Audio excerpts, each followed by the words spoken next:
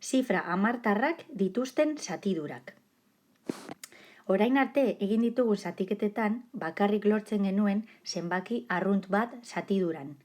Orain lortuko ditugun zenbakiak zenbaki hamartarrak izango dira. Hau da, izango dute zati osoa eta zati hamartarra. Adibidez, 12 zati 8.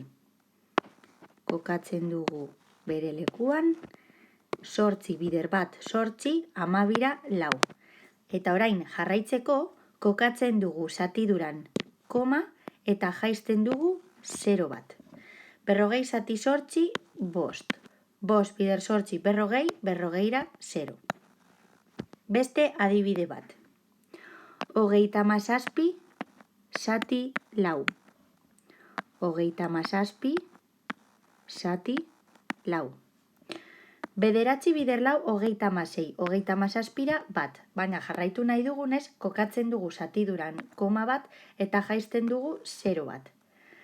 4 bider 2, 8. 10ra 2 eta jaisten dugu 0. 5 bider 4, 20. 20ra 0. Bukatu dugu.